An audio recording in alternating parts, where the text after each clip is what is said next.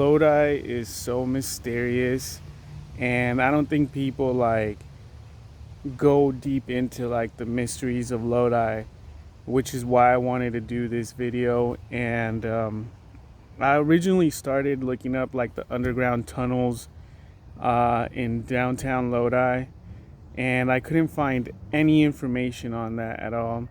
But what I did stumble on was one of the oldest alien abduction stories in this region. So this happened on November 25th, 1896, and Colonel H.G Shaw, right, and his friend were traveling to the Fresno Citrus Fair on their horse and buggy, and they were along the side of the Woodbridge Canal, which looked like this. I don't know if you can see it right there.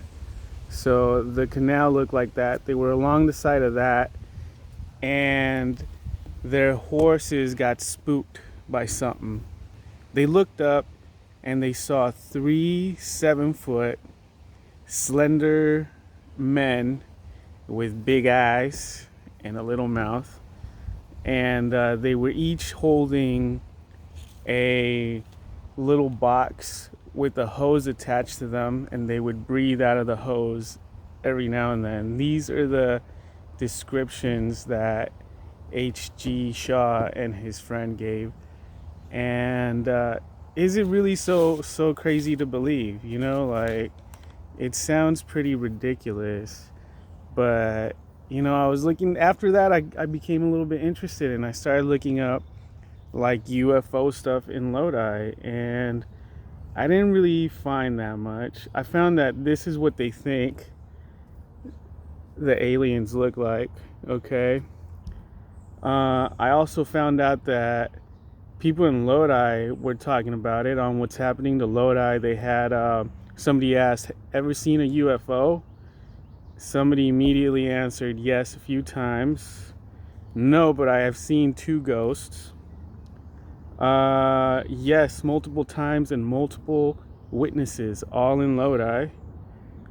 Yes, in Woodbridge in 98. So, you know, it's not that hard to believe or anything. So then the colonel tried to get his horses to move again, and they wouldn't move.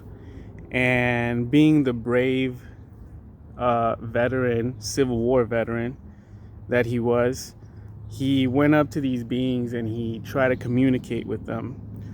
And they were observing him and the horses, and then one of them went and tried to grab him, to like kidnap him or something, you know.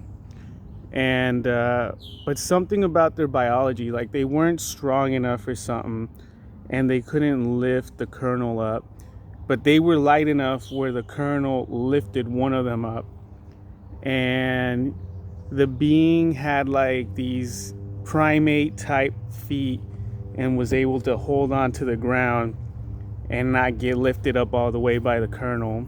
Anyway, they ended up running away like little punk aliens that they were, and they went into their spaceship and took off, right? Their spaceship, you know, what I found on the internet, they believe that it looks something like that. And you know, it sounds so ridiculous, but this story was so big that the Stockton paper put an article on it, the San Francisco paper put an article on it, Sacramento put an article on it. You know, it was in their papers. This story was huge at that time. So in the research that I was doing, I found a man in Lodi, an author in Lodi by the name of John Callahan, who, as a child, he lived in the house that was located right next to the canal, right, where this whole experience happened. And he was always so interested in this story that he started researching the colonel, researching the friend,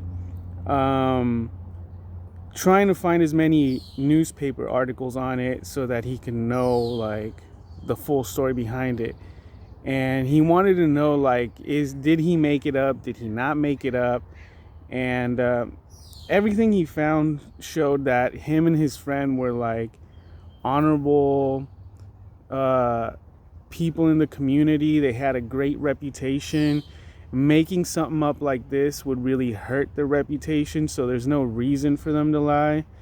And it's really like quite interesting, and it's really interesting that it's one of the biggest it's one of the first and the biggest stories of abduction in this area. And it's so crazy that it happened right next to Little Lodi, which makes this whole town a little more mysterious and a little more magical. So that's it, guys. So next time you guys are, walking home after the bar, maybe you're downtown Lodi having some wine and it's late, sunset, and you're walking to your car to go home, and you look up in the sky and you see that blinking light and you think like, oh, that's just a drone. Well, who knows, right? It might not be one.